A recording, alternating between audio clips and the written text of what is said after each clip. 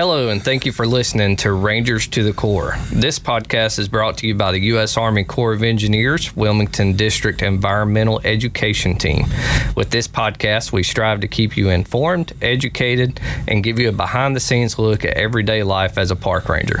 I'm your host, Dylan Brown, and it is time to get to the core of today's topic. Hello, and welcome to the August episode of Rangers to the Core. I'm your host, Dylan Brown, and with us today, we have Emily Jones, Carmen Boyette, David Schwartz, Grace Trimble, and John Bannerman as a guest today. We're going to discuss all kinds of fun things today. So we have exciting news since our last monthly podcast. We have had a change of command, and we would like to welcome our new commander, Colonel Brad A. Morgan. Congratulations to Colonel Benjamin Bennett, who retired after 27 years of faithful and honorable service to the U.S. Army and the Corps of Engineers here in Wilmington District. So without further ado, let's get into our icebreaker. So our icebreaker today is, how old were you when you first visited a U.S. Army Corps of Engineers lake? I think I was about 7 or 8 years old, and as irony would have it, it was Philpott Lake. I was coming up here on a camping trip with my grandpa and grandma, and I call her Mima. And so Mima and Papa had us up here on a camping trip with a family friend that my Papa worked for. So it was me, my brothers, my mom, and another family friend. And we come up for a camping trip, and a lot of firsts. It was first time on a boat, first time at a lake, first time on a tube, and first time on a jet ski, all in one trip. So it was a big time, a memory I'll remember forever. So, what about you, Carmen? Well, I was a little bit older. Growing up, I wasn't located close to any Corps Lake. My family certainly did do some camping and things, but it was never at a Corps Lake. I first learned about the U.S. Army Corps of Engineers from a flyer about a cooperative education or student intern position at Falls Lake, and it was during, I guess, around my junior year at NC State. So I was about 20 to 21 years old then. And I went in for an interview, and I was offered the position. So before the first day of work, I actually went on a trip to, well, I was close by, but I made sure I knew how to get there. And so I'd be at work on time. And it was to Falls Lake. So that was my first time visiting a Corps of Engineers lake. And I don't know, probably about a week or so later, I actually went for my first day. And I remember driving up thinking that it was such a beautiful place to work at. Awesome. So college was your first time. That's very cool. You said that was a internship, or was that a job straight up? No, it was we used to call them a cooperative education experience or a co-op student. Now we call it a little bit different terminology. I believe we call them like student intern positions now. Oh, cool. So it was my first job with the Corps, which led into a full-time position later on. That's awesome. All right. What about Emily? When was your first time going to a Corps Lake? Yeah, so I actually have kind of a similar experience to you, Dylan, which is funny. So I actually had to ask my parents because I don't remember. But I am from North Carolina, and the first time I ever went to a Corps Lake project anywhere in the country was here in the Wilmington District, and it was John H. Carr Dam and Reservoir, which is also ironic because that's where I work now. I used to have family that lived here on the lake at John H. Carr, and my parents said it was probably when I was somewhere between 5 or 7 that we came up and visited that family member for the first time once they had moved up here. And I grew up camping as well with my family and being outside, and they had bought some property that had a really small house, so there wasn't even room for us to stay. And so we would actually bring our camper up here and park the camper next to their house and hang out and everything. So yeah, so really a good time coming to John H. Carr, Carr Lake, Bugs Island for a long time. So ever since I was, according to my parents, between the ages of 5 and 7. So swimming, boating, all that fun stuff. So yeah, kind of ironic as well. That's awesome. Funny how everything tends to come to full circle. It really does. It really does. All right, David, what about you? So very similar to Carmen's experience, me growing up in Western New York near Buffalo, Rochester area, there isn't too many Corps lakes. But during college, I wanted to do a summer internship, or I maybe even had to do a summer internship. So I found out about the Corps via the Student Conservation Association. They had a volunteer experience with the Corps in Ohio at Paint Creek Lake, which Paint Creek Lake is in between Columbus and Cincinnati, kind of in the southwestern part of Ohio. And I volunteered there for the Corps for about 3 months or so. I had a great experience, realized I want to do this at least for the next 20 or so years. And that was in 2009 when I was in my early 20s as well. And here I am now in 2023 and still with the Corps. So it was a great experience, and here I am again. That's awesome. What about Grace? Hey, so I actually had a very similar experience as David and Carmen. I didn't even know that the Corps existed until I was in college and looking for a summer internship, preferably paid, and I found the Pathways internship program. My school had advertised it, and I was going to school at Kent State University in Ohio. And so I got the position with the Upper Tuscarawas Projects in Tuscarawas County, Ohio. And that's where I also became a full-time permanent park ranger as well. And then just recently I found out or realized, I guess maybe my dad's told me this story before, but I found out that he was a contracted construction crew worker at Jennings Randolph Lake, which is on the border of Maryland and West Virginia. It's a Corps lake as well. So growing up here, I never thought I even had heard of Army Corps of Engineers until I went to college, but he worked on that lake before, I think he built the tower or something before I was even born. So kind of cool. That's awesome. It's kind of neat. We got a little family history, some special memories, and let's not forget we got one more to hear from. John, what's your first Corps experience? Yeah, so I'm more of a team David / Grace / Carmen, in that I actually didn't step foot on a Corps of Engineer project until I was in college. So I believe I was 19 years old, and I was a sophomore at State. And much like Carmen, I interviewed and was offered a co-op position as a ranger. So I believe my first visit was to Falls Lake, as that's where I reported first. I grew up in Wilmington, North Carolina, so obviously my family didn't have to travel far to enjoy water-based recreation, and they weren't really much of campers, so there would have been two good reasons to come inland and visit some of the inland lakes. So I really didn't have much opportunity per se. Maybe I passed over on one of the highways that goes over the lakes on the way to the mountains, but my family famously calls themselves flatlanders, so they didn't really like to leave the beach very much, which I do understand. But I work at a really beautiful place here at Jordan Lake now, and I am happy to be here. Awesome. So, as I said earlier, a lot of family connections to Corps Lakes. A lot of us found out about them through college. Some of us were fortunate enough to find out about them at a younger age. The cool thing about today's podcast is that we get to take everyone on a virtual trip, if you will, around the whole district. So our goal of today's podcast is to take a trip around Wilmington District. So I'm going to turn it over to Carmen, and she's going to lay out our trip itinerary. Thanks, Dylan. So this month, we're going to explore the many different recreational opportunities across the 5 lake projects in the Wilmington District. Last year, our lake projects hosted close to 9.5 million people, and visitors to the lakes enjoy a lot of different things. Activities from swimming, boating, camping, hiking, picnicking, bird watching, hunting, sightseeing, educational programs at our visitor centers, campground programs, and more. And today we will highlight some of these recreational opportunities and tell you about what makes each project unique. So for the next few minutes, sit back, relax, and enjoy your tour around the Wilmington District lakes. Back to you, Dylan. Awesome. To keep everything in line geographically, let's go from mountains to sea. So I think we'll start at Kerr Scott. Okay, Grace, what's the name of your project? And tell us a little bit about where your lake project is located.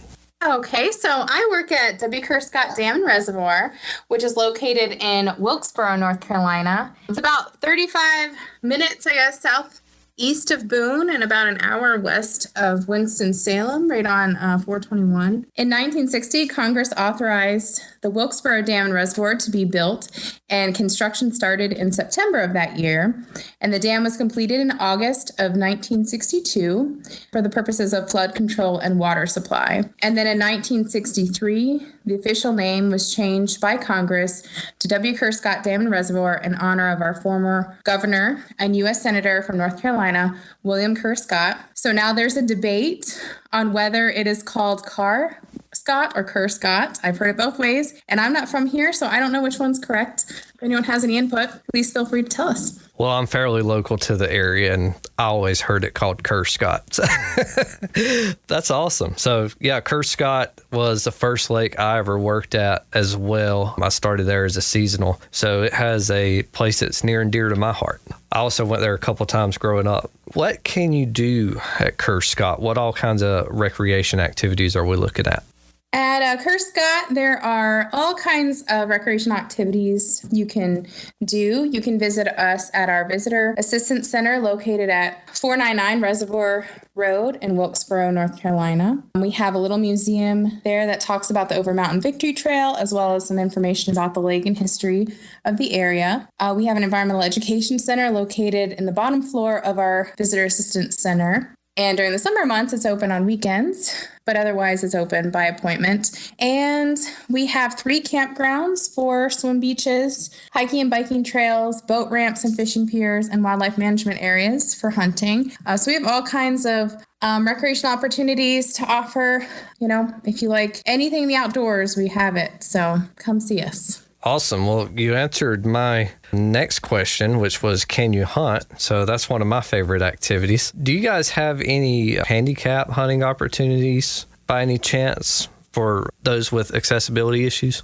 So we have 5 wildlife management areas where you can go hunting, which includes Dark Mountain, Smithies Creek, Fort Hamby, Marley's Ford, and Boomer wildlife management areas. We currently do not have really handicap accessible hunting opportunities at the moment. We did have an accessible deck at Marley's Ford for waterfowl hunting, and the deck is still there, but the impoundment, the waterfowl impoundment that was created specifically for accessibility hunting, that impoundment has drained, and it's not currently a waterfowl impoundment. So we do offer a youth hunt every November, partnering with the North Carolina Wildlife Resource Commission. As far as hunting goes, there's plenty of opportunities. There's some areas that are bow hunting only, and we have, acres upon acres of hunting grounds. Awesome. What about fishing besides on the water, obviously, which what a lot of us like to go to the lake to do? What about land access? Because I hear people talk about access being an issue all the times with, not wanting to walk through somebody's yard to get to a good spot on the lake or something like that. So are there any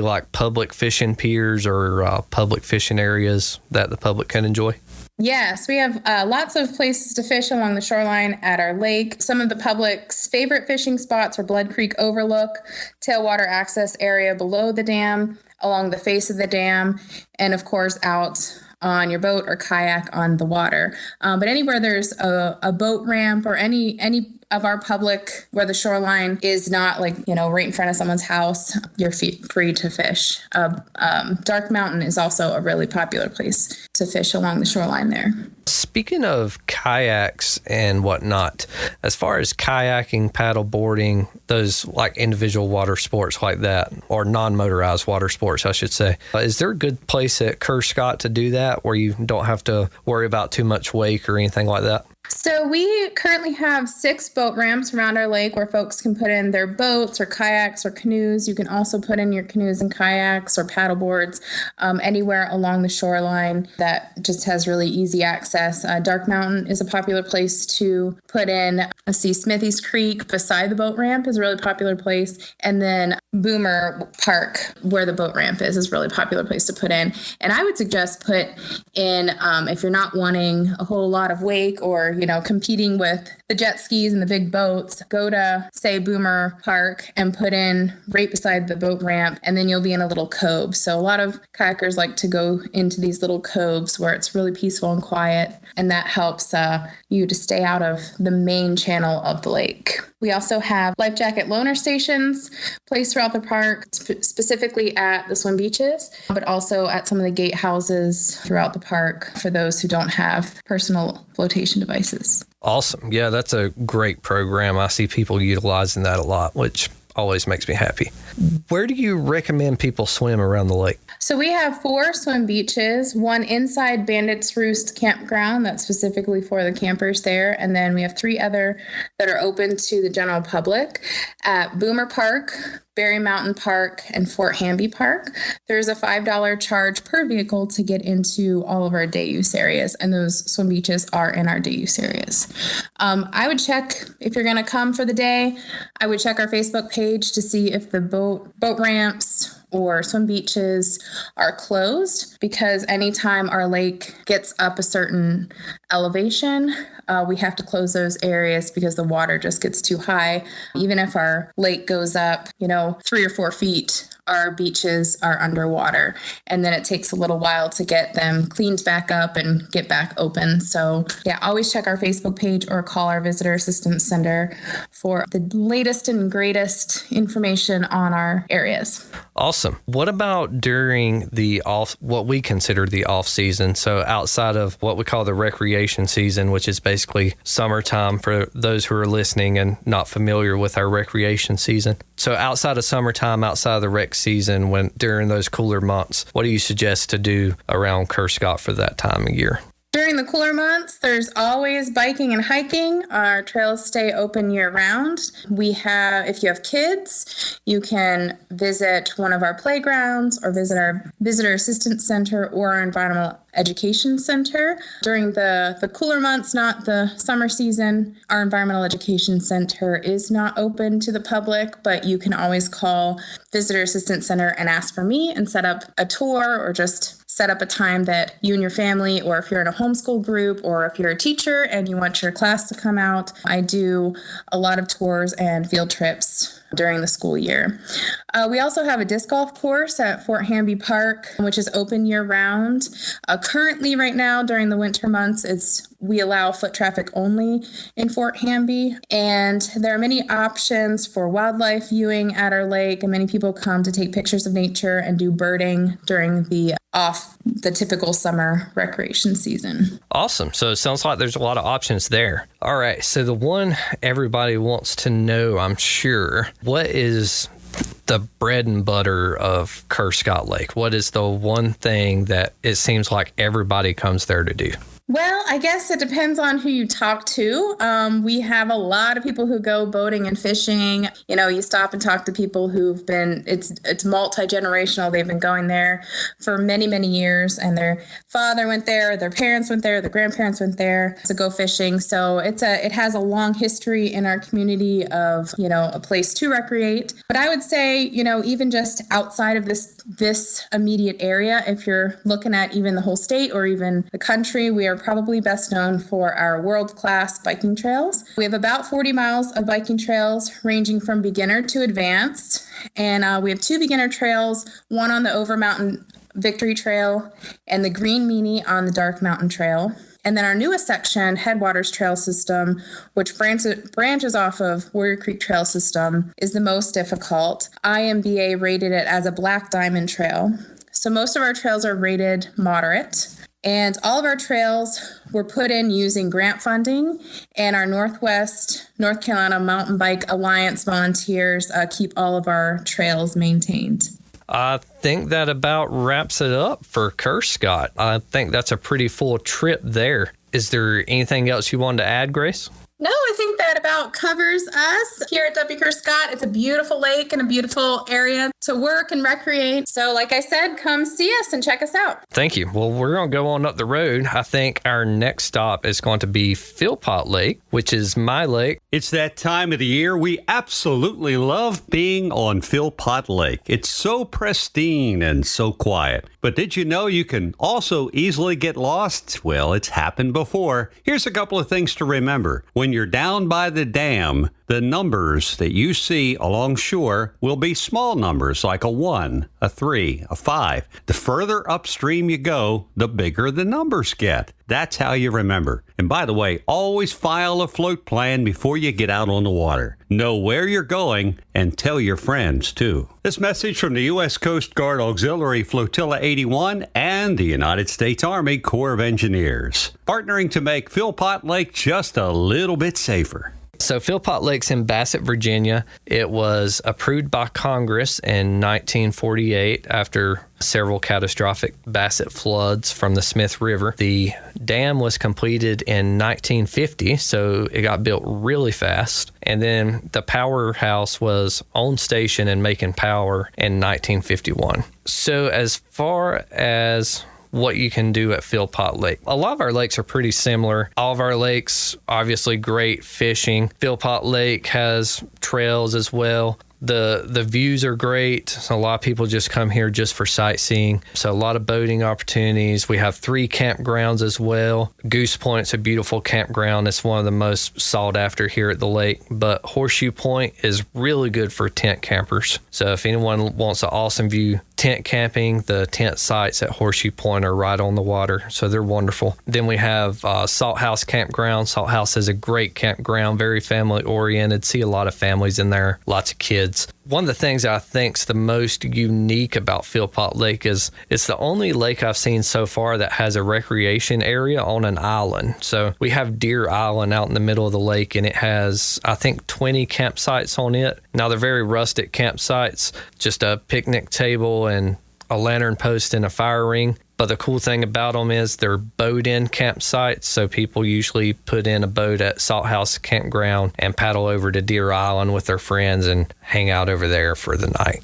The fishing at Philpott Lake is pretty good fishing. We got a lot of walleye, so a lot of people like to come to Philpott to walleye fish. But I've also seen some very successful catfishing done as well as bass fishing. There's several bass tournaments held up here. The fishing itself, it's pretty good. It's a different type of fishing because we have a natural shoreline. So don't think you're going to come to Philpott and do any dock casting or skipping under docks or anything like that, because we only have about 20 of them on the whole lake. So your fishing at Philpott's going to be mainly natural structure. And then hunting, we offer lots of hunting opportunities at Philpott. And of course, that's governed by the Department of Wildlife Resources for Virginia. We have 3 that's part of our Corps of Engineers property, 3 wildlife management areas. 4. So that's Menifee, Landon Hall, Spring Branch, and then Rifle Range. So Rifle Range is actually pretty cool. It was an old Army training rifle range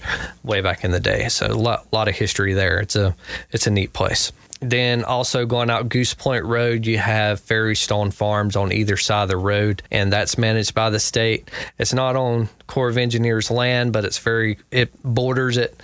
Lots of acreage there to hunt. Good proximity to Goose Point. When we had winter camping going on, a lot of people would camp at Goose Point just so they could hunt Ferrystone Farms. So lots of cool access around. Trails at our lake are pretty good. I can't remember the exact mileage. I know we have one trail that's about a 6-miler that goes from the dam along the north shoreline all the way to Salt House Campground, and then it goes out of Salt House Campground via a separate trail called Laurel Ridge Trail to Twin Ridge. The name of the trail that goes from the dam to Salt House is Dogwood Glen. And then by the visitor center close to Philpott Park, we have what we call a fit trail, which is designed to have several fitness stations around it. You can kind of run a circuit through there and stop and do exercises every so often. Oh, yeah, I almost forgot. We have a brand new trail that just opened up this past week. It's called our GBAC Overlook Trail. GBAC is a partner and organization who helped build it. That GBAC stands for the Greater Bassett Area Community. So that organization got a grant for us to construct that trail. It's really neat. It takes off at the visitor center parking lot and works its way out to a little point. And from that point, you can see over top of the dam from the backside and see the lake behind it. So it's a really unique view. Then as far as boating, yes, there's tons of places to boat. One of the prettiest sites on the lake is Calico Rock, which which is up by the Run It Bag fishing access. So it's really neat up there. It's just a really pretty cliff face. As far as kayaking, paddleboarding, that sort of thing goes, there are a lot of little coves around Philpott Lake. So there's plenty of places to kind of slip in and not be bothered too much by any wake or anything like that. I would say the best spot for the public to access somewhere like that would probably be Bowens Creek. Bowens Creek, you can put in a paddleboard there. There's a couple coves you can skip to and have a pretty relaxing time. Another good one would probably be Run It Bag access, which is kind of tough to get to. You got to take a lot of back roads to get around to it, and it feels like you're going to the middle of nowhere. But that cove it comes out to in the back, which is close to Calico Rock, it makes for a really nice paddling experience. And then from there, you can paddle way up Otter Creek and Run It Bag Creek by the Rifle Range Wildlife Management Area, see all kinds of sights. So that would probably be my go-to spot for paddling. As far as where I recommend people swim, any of our swimming areas, really, they're all about the same. As far as the south side of the lake goes, if you're close to the Bassett-Martinsville area, Bowens Creek's going to be your nearest access. If you're coming from Stewart, Virginia, sort of to the west of the lake, Goose Point's going to be your best access. But on the weekends, we only allow 10 day users in there a day due to the demand of the campground on the day use areas. If you're on the north side of the lake, so Rocky Mount to Callaway, Virginia, I would say, or Ferrum as well. You have Horseshoe Point Park, which has 2 swim beaches, and then you have Salthouse Branch Campground, which also has 2 swim beaches. And all those swim beaches are really nice to go to. When it's cool, come up here during the color change. Our overlook is awesome. A lot of photographers like to come up to the overlook and capture the fall colors, because the fall colors over the water, it just makes for a stunning view. Also, it's hunting season, so we have lots of wildlife management areas. So if that's your thing, come hunting. The one thing you can't miss out on at Philpott Lake, I think, is probably the natural beauty of it. Saying natural beauty sounds kind of funny because, I mean, it's a man-made lake after all. But when I say natural beauty, I mean the shoreline is mostly undeveloped. You have very few docks. It kind of feels like a mountain lake with, a little bit of isolation. It feels remote in a way. I think a lot of people find that gives them a little sense of escape, and it's very picturesque. So it's definitely a fan for a lot of photographers. So that's it from Philpott Lake. So let's go down Highway 58 through Virginia a little bit down to John H. Carr Lake. We love the summertime on Philpott Lake, but always remember, before you get underway, check the weather first. Take a NOAA weather radio with you, and don't forget to file a float plan, which basically says, here we are, we're going to be leaving at this time, we're going to here, and we're coming back this time. A float plan. It can save your life and make rescue a whole lot easier if you get into trouble. This word from the U.S. Coast Guard Auxiliary Flotilla 81 and the United States Army Corps of Engineers, making Philpott Lake a little safer for everybody. So let's hear about it, Emily. Where is John H. Carr? Yeah, absolutely. Well, first, listening to you and Grace speak about the lake projects you work at, which we, often call them lake projects, the reservoirs, the dams. I just keep hearing all these hilarious names, and I just don't know the history of them. So that might have to be a different podcast, because we all have so many different recreation areas and different things, and they all have interesting names. I'm just so fascinated by that. So speaking of names, that is often a point of contention at John H. Carr Dam and Reservoir. And so we will start there. Okay, John H. Carr is located right on the North Carolina and Virginia state line, which is an interesting spot to be at. We're in the Piedmont of both areas of those states, so kind of more rolling hills, if you will. We're not in the mountains anymore, but we're not quite in the flat areas yet of either state. So John H. Carr Dam and Reservoir is John H. Carr Dam and Reservoir. It is pronounced Carr, to Grace's point earlier for W. Kerr Scott, but John H. Carr Dam and Reservoir is named after the congressperson from North Carolina, John H. Carr, pronounced like you drive a car. But the lake Lake project was also called Bugs Island, which is where we get this kind of name, interesting conversation about the name. And that is actually also correct. So both Bugs Island Lake and John H. Carr Dam and Reservoir are the correct names. With the U.S. Army Corps of Engineers in the Wilmington district, we call it John H. Carr Dam and Reservoir. It is Carr Dam, but Bugs Island Lake is also technically a recognized name in the state of Virginia. So yes, so we're located right on the state line in the Piedmont of both states. We're close to Highway 58 and 85. So it is an Interstate 85. So it is an interesting spot. We're only a few hours from a couple of really big cities and the beach and the mountains. So it's kind of nice if you're looking to come from a bunch of different areas or pass through to go to a different part of the state. So the dam was started, the construction on the dam was started back in 1947 and then didn't finish until 1952. And so it took about 5 years to build this dam. It is a fairly large dam though, and so hydropower dam. So it took several years to get it done. And then obviously 1953, we start to get into the more operational aspects of the dam itself and all of our recreational opportunities. So we have a visitor center, which is located near the actual dam, Carr Dam itself. And we also have an environmental education center, the Joseph S.J. Tanner Environmental Education Center, which is located right next to the dam itself. You can't miss it. If you go across the dam, you can't miss the education center. And then our visitor center is right down the road. So yes, a lot going on right at the dam itself. Awesome. So how's the fishing at Carr? I hear people all the time say they go fishing up at Bugs Island. So yes. let me in on the secret. Okay, so there's a lot of fishing at John H. Carr or Bugs Island. I should also just mention that Bugs Island is an actual island, but it is actually downstream of the dam. So the upstream side of Carr Dam is the lake itself. It's the reservoir. The downstream side of Carr Dam is where we're getting into the Roanoke River, and that's where Bugs Island, the actual island, is when people talk about that. So fishing is very popular on both sides of the dam, both the upstream and downstream side. Obviously, at our tail race park, the fishing is pretty prolific, especially when they're generating for hydropower.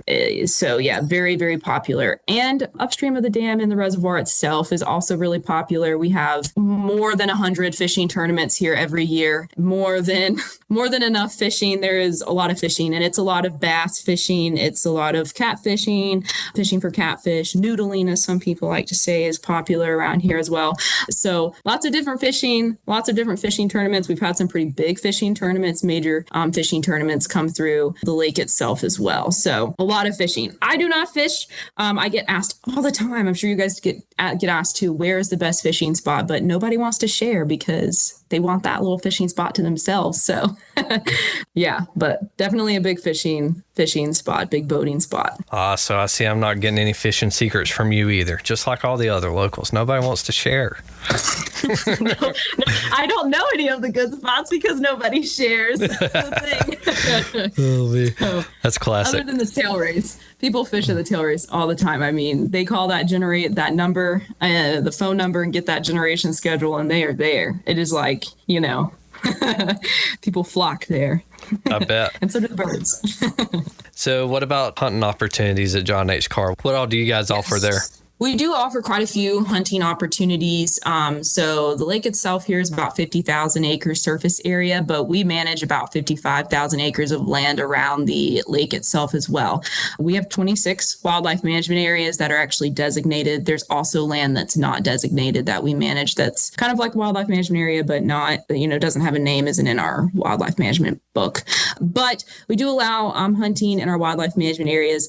At John H. Carr, hunting is a very popular thing to do. We often encourage people to call our office, our visitor center, to ask for specific details because we are not the only land management agency operating around the lake. And we also have third parties that lease areas from us. And so depending on if you're in North Carolina, depending on if you're in Virginia, depending on if you're in a state park operated land or a DWR, Department of Wildlife Resources, North Carolina Wildlife Resource Commission, or in some of those leased areas, those regulations change. So we really encourage people to there's not a one rule fits all, unfortunately. That would make things simpler, but that's not the case. So we encourage people to call our office, call state offices, call the state parks to find out more information about hunting in specific areas, because it is a little bit complex. So here at John H. Carr, but there's ample opportunity. Lots of people do it. They love doing it, but we do encourage people to call because of all of that. Oh, yeah, definitely understand that. All right. What about the trails? What trails do you guys offer? So we offer quite a few different trails, not 40 miles. That's really impressive over at W. Kerr Scott, but we do have several miles of trails. We have a nature trail, interpretive nature trail right here next to the dam, Liberty Hill. And then we also have the Munford Trail, which is a 7 miles one-way trail that is a multi-purpose trail. So we have a lot of horseback riders that are on that trail, bikers and hikers. So those are kind of our two main actual designated hiking multi-purpose trails. A lot of people, because we have 26 wildlife management areas, there's roadways within those. Not all of them are open to vehicle use, but a lot of people go in and walk along those roads, not only to hunt in the designated hunting seasons, but also to bird, to view wildlife, and to just get exercise. So a lot of people use the wildlife management areas in that capacity as well, in addition to the designated trails. Awesome. So tell me a little bit about our water opportunities. What water opportunities are available, especially for our paddle folks? Yeah, and I'll talk about swimming too here. So the lake is pretty big, as I mentioned before, 50,000 acres surface area. So it's fairly large. We have a lot of boat ramps, a lot of campgrounds. We manage 4 campgrounds here at the lake. It's about 500 campsites. And then there's also state parks operating on both North Carolina and Virginia sides of the lake that have ample camping and boating opportunities as well. So I think there's more than 18 boat ramps here, like way more than 18 boat ramps. And so we actually have quite a lot of different areas in the lake if you prefer to be kind of more in the larger open water sections, as well as kind of more in the creeks and coves. There's quite a few different actual boat ramps you can launch from. So boating is very popular. And of course, we all talk about water safety when that kind of comes along there as well. We also do have some specific kayak canoe launches that are ADA, that fit some ADA requirements. So they are accessible. So we do have a downstream of the actual dam itself at Tail Race Park. There is an ADA launch for kayaks and canoes that you can actually paddle downriver and then get out at what we refer to as Still Creek, which is a bridge. And there is a ADA accessible kayak and canoe launch there as well. So we do have that. We do also have, which I've failed to mention with the fishing, we have a couple of different ADA accessible fishing piers here at John H. Carr in some of our different parks. So good to call about those details as well. So we do have a lot of people that love kayaking, paddleboarding. Some parts of the lake and the rivers that come into the lake, it's a bit shallower. So there's really great birding opportunities up there as well. And so a lot of people like to launch their kayaks and paddleboards upstream a little bit further and paddle around up there. In addition to that, of course, we have swimming. We have swimming right on the lake, people jumping off of their boats, swimming. But we really recommend that folks, if they're swimming, if they're a day user just coming for the day or camping, that they swim in our designated swim beaches. We have 13 designated swim beaches in core parks, core managed parks. There's more in the state parks along the lake as well. And so we recommend that people, just like everybody else, everybody on the podcast, they swim at designated swim beaches. And that's because we have life jacket loaner stations there. And because, we're making sure there's no underwater obstructions in those areas as well. So it's a big safety thing. And we recommend people swim there. Great info there as far as the swimming areas go, and good information for all of our paddlers. So let's talk about the off season. What we got to do in the off season during those cooler months. Yeah, we have quite a few different recreational opportunities, a lot of wildlife viewing, just like other folks have said. Birding is a big thing in the winter. We're kind of right along the migratory path for a lot of birds. And so birding is really big here. hiking as well, of course, those trails, those wildlife management areas with the hunting, that's all public use spaces. We also have a disc golf course. It is closed at the moment. If you want to learn more about that, call our office. But we do have a disc golf course that people come. We normally have winter camping as well. That is not happening this year either due to some septic sewage updates, but normally we do have winter camping. And of course, the wildlife management areas, like I just mentioned, I even go, hiking and and birding and stuff in those in the winter as well. So yeah, so definitely a lot of different opportunities. People still, even though it's cooler, we do still have a lot of people fish in the winter in our quote recreation off season, a lot of boaters still boating and a lot of people hunting via boat as well. And so not just, on foot. And so definitely a lot of opportunities still. I feel like the only opportunity that doesn't really happen so much is just the swimming. It's a bit cooler. The water's cooler. We're not necessarily swimming, but pretty much everything else still happens. Very cool. So if you could tell us, or somebody asks, what's the main thing that people head to Bugs Island or John H. Carr for, what do you tell them? I've really had to think about this because there's just so many different things going on here. It's kind of hard to choose. And really, like Grace said, I think depending on the person you ask, it would vary. But I feel like the answer is either boating or camping. There is so much camping around John H. Carr. People have been coming to camp here, just like Grace was saying, it's multi-generational, as well as we're not far from a lot of big cities. And so we get new campers and then they keep coming back. So I feel like camping is a big thing, but also the boating is big as well. This is a really big boating lake. So a lot of folks come here, whether it's with their sailboats or, with a power motorized boat or with a human powered boat. The boating here is pretty big. And then I think a subset of that is the fishing. There's so much fishing. So yeah, that's like a lot of things, but if I had to narrow down the list, I feel like those are the biggest. Well, thanks for showing us around John H. Carr a little bit. Is there anything else you want to tell us about before you wave goodbye? No, just come see us and, ask for rangers, talk to us, let us know you're here. We love to meet people and chat with them about the lake itself. Awesome. Thank you. Well, we're going to get back on the road and head south. Hi, I'm Captain Tom. I've got a word today about wearing life jackets. They do save lives. And best of all, they're very different from the ones we all had as kids, which were not so comfortable. Nowadays, life jackets come in all shapes and sizes and different styles and materials. You will love it. Check out today's life jackets. They will save your life. Please do it for your family. This word from the United States Coast Guard Auxiliary and the Army Corps of Engineers, Philpott Lake. So let's hear from David Schwartz, and he's going to tell us a little bit about his project. So I'm proud to say that Falls Lake is not named after a politician. There's not really any confusion what Falls Lake is called. Is it Carr Lake, Kerr Lake, Bugs Island, Debbie Carr Scott? It's just Falls Lake. No politician. Funny, David. What a relief. Falls Lake is located right near Raleigh, North Carolina, probably 45 minutes or so from downtown Raleigh. Stereotypically, we're probably known to other people in the state or maybe even other rangers in the district as a city lake.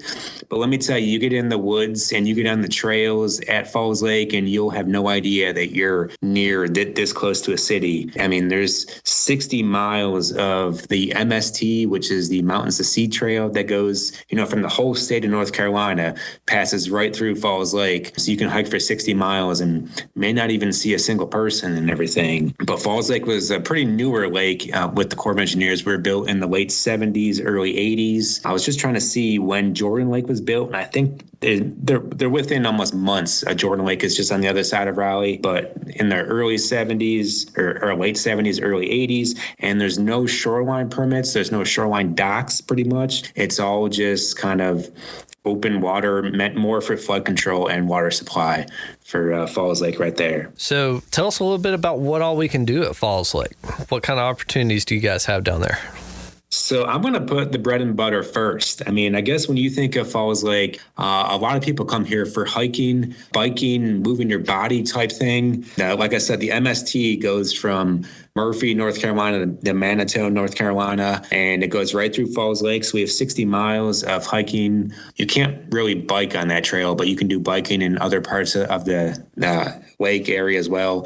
Falls Lake is pretty much leased to other agencies, to the state of North Carolina. So the core we manage just at the dam, and then everything else is pretty much leased to the state. So whether it's state parks, the Game Commission, Wake County, the city of Raleigh, but it's all public land as well. Whether you do some camping in there, boating, fishing, paddle boarding is a big thing, canoeing, it's all pretty much able to do at Falls Lake as well. I heard one of my favorite words again. You said that fishing word. So how's the fish? How's the fishing at Falls Lake? I mean, coming from Emily and Debbie John H. Carr Reservoir, I mean, our fishing is not like that. We don't have 100 fishing tournaments. We're kind of a newer reservoir, so we don't have the aquatic life built up that like other lakes do. I mean, it's not bad. We still have the normal crappie, catfish, bass, and everything, but it's I don't think anyone writes home on a posted card. Do people still do posted cards? But anyways, I don't think anyone writes home from a Falls Lake vacation and talks about the fishing compared to the boating, just being out, away from the city and just being out in the woods and everything. So you definitely can fish, and there is fish there, but it's not the reservoir like other lakes are. So I think social media posts took the place of postcards. So I guess we post fishing pics now. So shameless side note, if you send me your fishing pics to the Philpott Facebook page, I will definitely plaster your face on the Facebook page. So if you want to show off your fish, let me know. All right. So what about like wildlife management areas and hunting opportunities? Do y'all have any of that at Falls Lake? So the Game Commission manages most of the woods around Falls Lake. I mean, there is definitely opportunities to hunt with the Game Commission. We don't have any wildlife management areas that we definitely manage, and I don't really even know if the wildlife manages specific areas like the other core lakes. The whole woods around Falls Lake, the majority of it, if it's not part of a park, is known as the Butner Falls of News Game Lands. So it's almost like one big WMA or wildlife management area. So you can definitely hunt in those that game lands area that North Carolina has at Falls Lake, but that's all through the Game Commission. And there's different areas, whether it's bow hunting or you can use shotgun in this area, but it's definitely more regulated compared to other lakes, just because we're so close to people, so close to the city. It's definitely a little bit different, but I mean, you're still able to hunt though. Just gotta make sure you're in a place where you can hunt and not too close to a house or something like that. Oh, well, that's cool. I'm kind of surprised they allow hunting there anyways, just being that close to Raleigh, but I really don't know that much about it. I'm ashamed to say I think I've been to the visitor center there, but I don't think I've actually been to any of the lands around there. But definitely having like bow and shotgun areas, that makes a lot of sense. So I'm glad they have those kind of opportunities that close to a town like Raleigh. And Dylan, I probably should say we do have wildlife impoundments for on the very upper end of the lake, almost near Durham. That I think they're permit only and everything. You have to go through the Game Commission to get a permit to be able to hunt on a specific day for the wildlife impoundments. So there is those as well, which is maybe kind of unique to Falls Lake and hunting is the wildlife impoundments, and that's really big during wildlife time in. Waterfowl impoundments in January. Duck hunting is what I'm trying to say. Yeah, that is awesome. That's something that I know Philpott and Kerr Scott have both tried in the past, but our impoundments just haven't worked out for one reason or another. So that is nice that you guys are able to have that up there.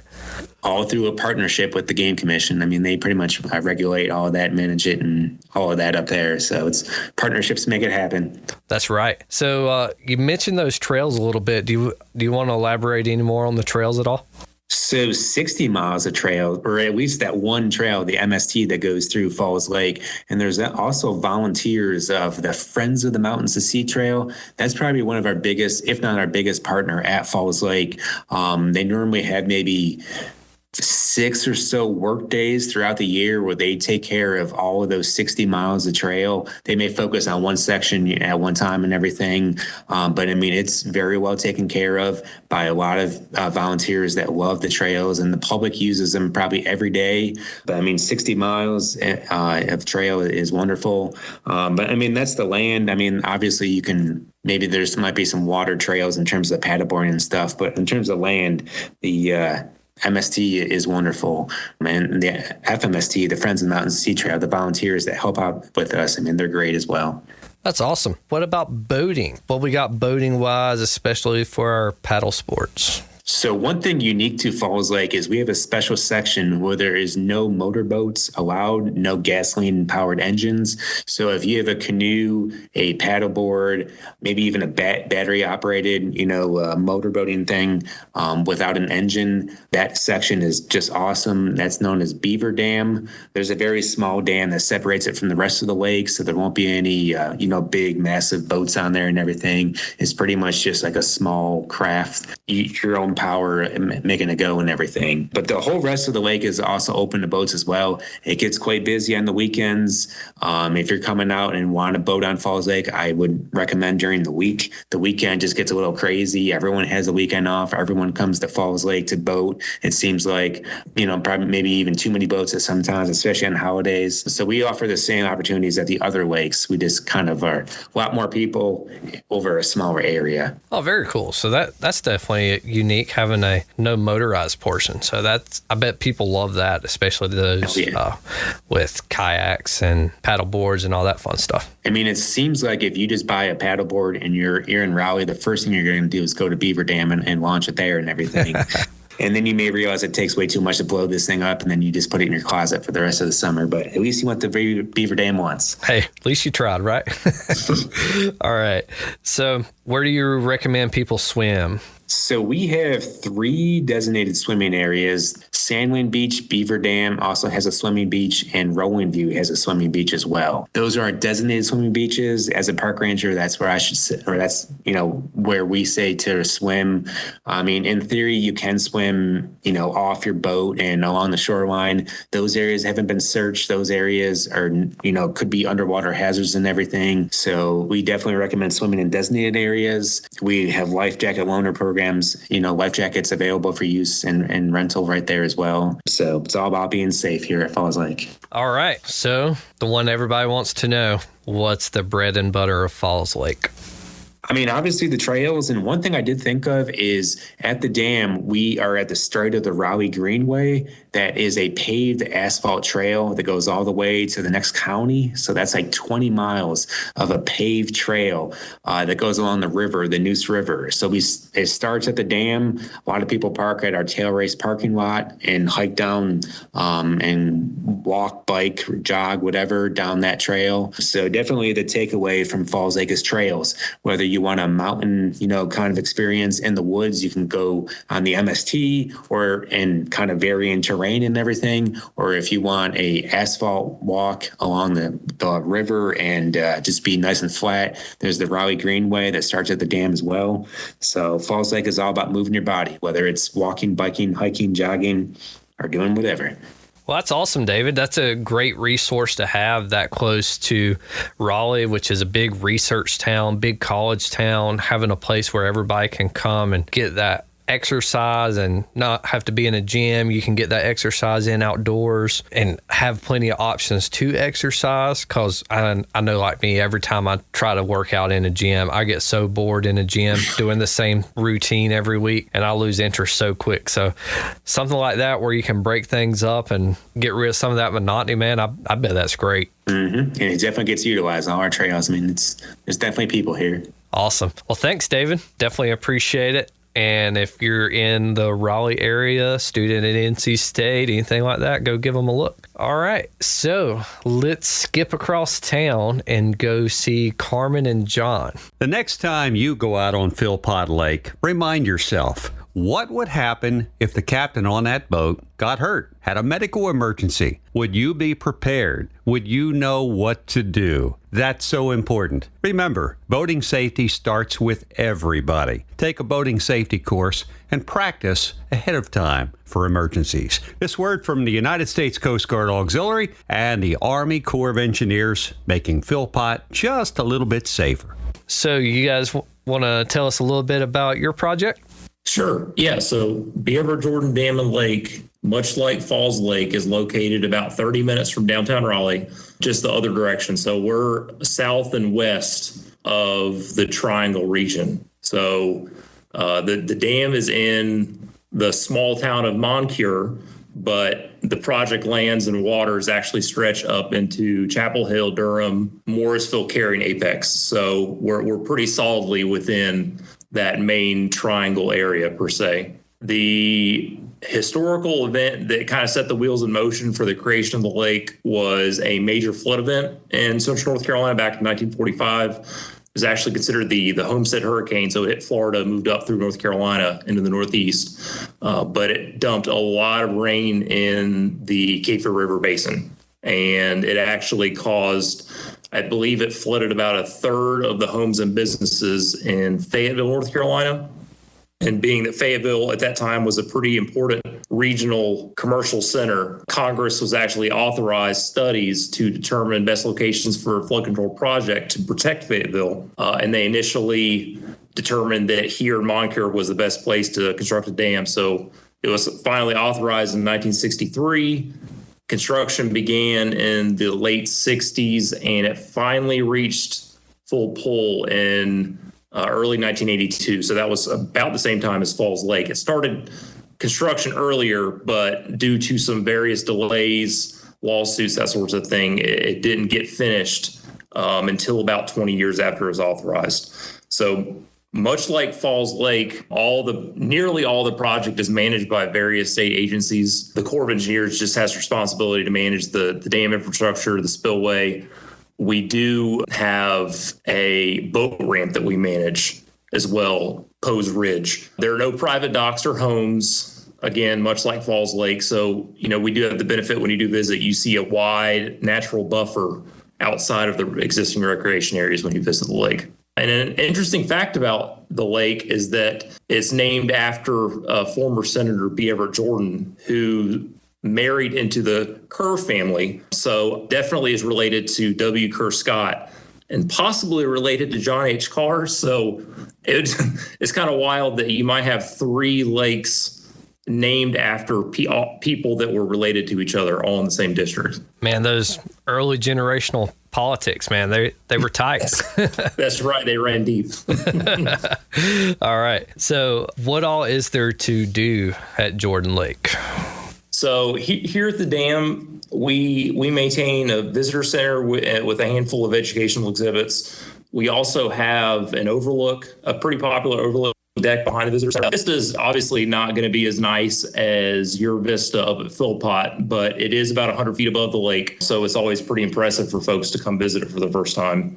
We do have a lot of walkers and rollerbladers that frequent the dam.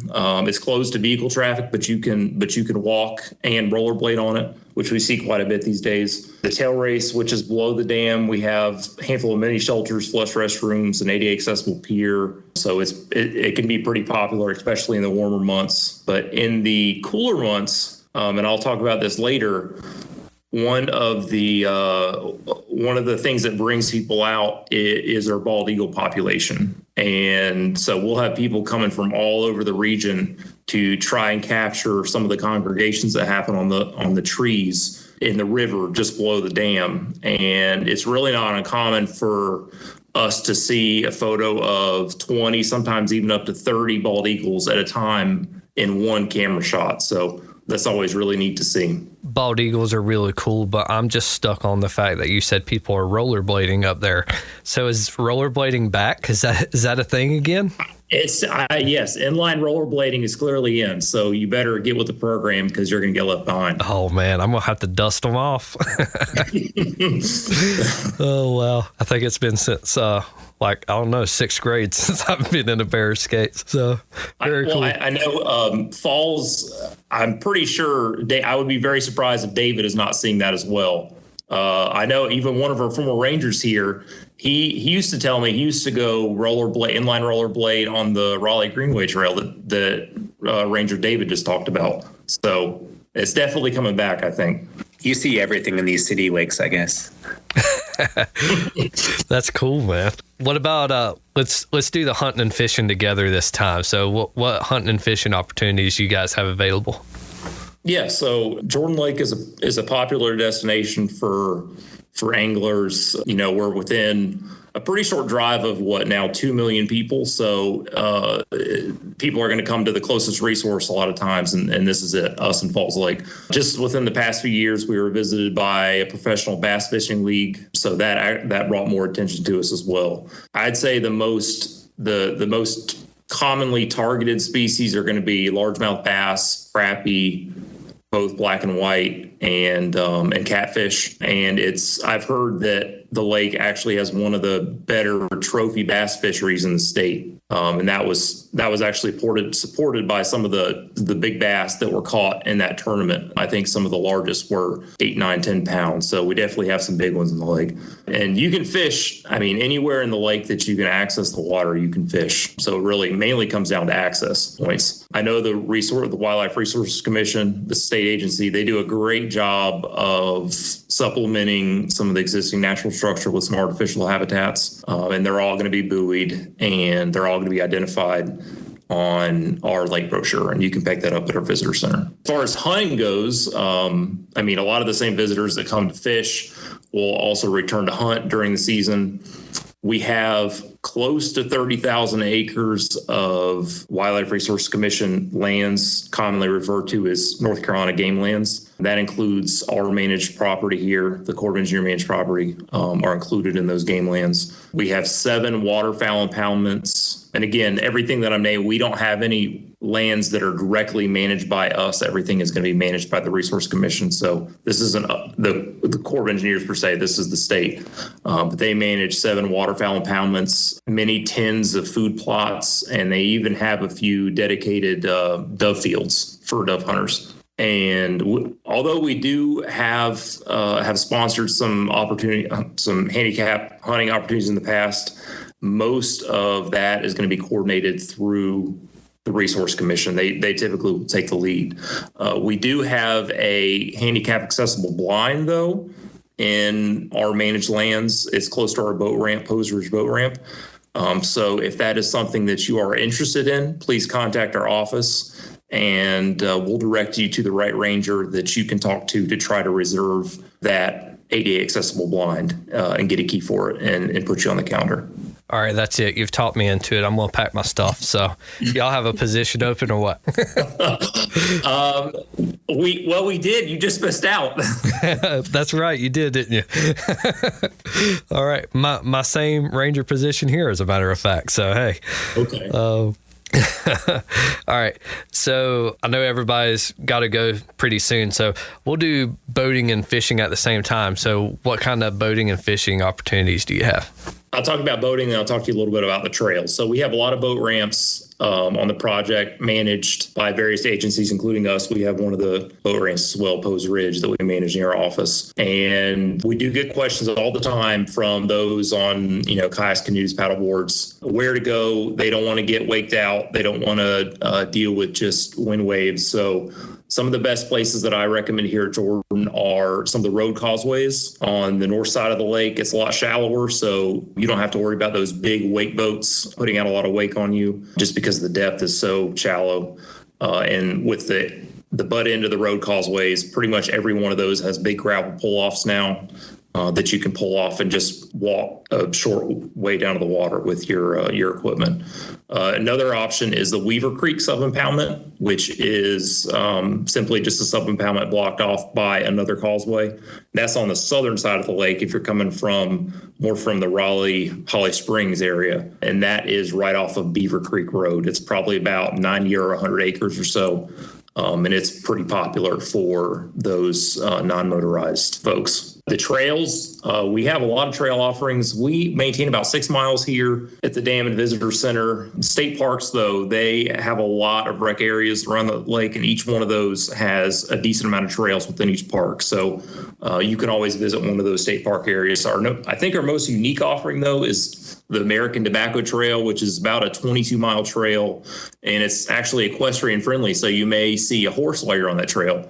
It starts on USAC's property on the south side of the lake and actually terminates right there at the Durham Bulls Athletic Park in downtown Durham. Awesome. Pro tip on the horse trails, watch your step. That's right. No. So what's your bread and butter at Jordan Lake? What do people come there to do mostly?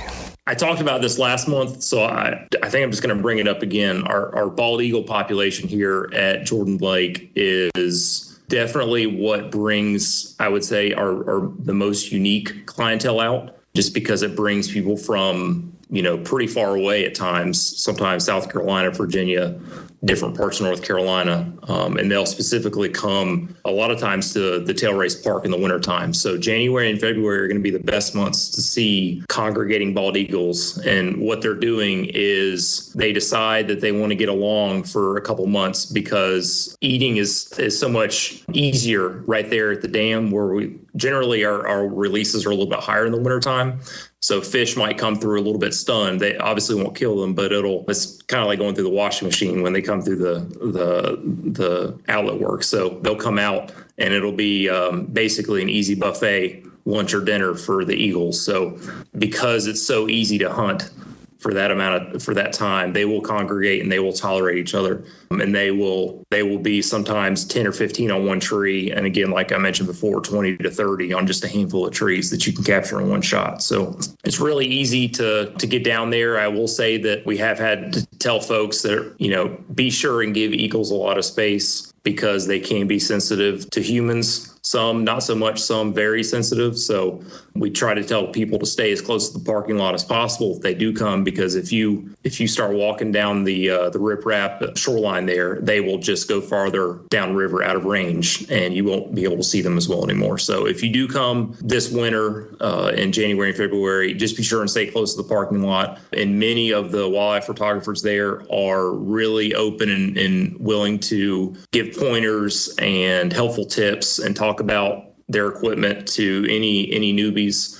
It's a really good collection of folks that like to come down there, a lot of regulars. So hopefully we'll see you out there. That's awesome. I didn't realize wildlife photography, especially bald eagles, was such a big thing there. So that's definitely great to know. Anything else you want to hit on before we say goodbye and wrap our trip up? I think that about covers it for Jordan Lake. I will say I'll give a little shout out to North Carolina State Parks. If you do come to Jordan Lake, just be sure and stop by the State Park Visitor Center on Highway 64. They have some really great exhibits about the history of the lake that we don't have here. Our exhibit area is pretty small, so we can only put so much in here, but they have a much bigger proper exhibit area that talks a lot about the different wildlife, history, and a lot of the different recreational aspects of this lake. So be sure and give them a visit if you come. Thanks, John. I appreciate it, man. Thanks for coming on and being with us today. Yeah, happy to do it. Awesome. All right, so does anybody else have anything before we wrap things up? All right, Emily, do you have our safety tip of the month? You betcha. I was really thinking because there's so many different aspects to water safety, but for this month, because we all talked about some of our different recreation based on the water, and everyone talked about boating, many different forms of boating, man-powered and or human-powered, as well as with, motorized boats and everything. I want to remind everyone, if you're out on the lake, even if you're swimming, that you need to know your buoys. We're having to do a lot of buoy enforcement here at John H. Carr. I don't know if it's similar elsewhere. It seems this summer. It is very important that any boater, anybody recreating near and around the water knows your buoys. You need to know what they mean. You need to be able to identify them, what the symbols on them mean. You need to know what the channel markers look like. You need to know about all of the different types of buoys, their shapes, the colors, all that stuff, and make sure you're informed before you get out on the water to make sure that you're not going to get into any sort of trouble or get into any sort of pickle while you are actually boating or swimming. So please make sure you know your buoys before you actually head out. Awesome. Thank you, Emily. And thank you, everyone, for joining us today for another episode of Rangers to the Core. We look forward to seeing you for our September episode, where I believe we will be discussing how we get things done. I think that's probably going to be a multi-part series on how we get things done, because there's a lot that goes into our success as an agency and our ability to get the mission accomplished. So until next time, everybody be safe on the water, have fun out there, get outside, have a good time. Thanks for listening.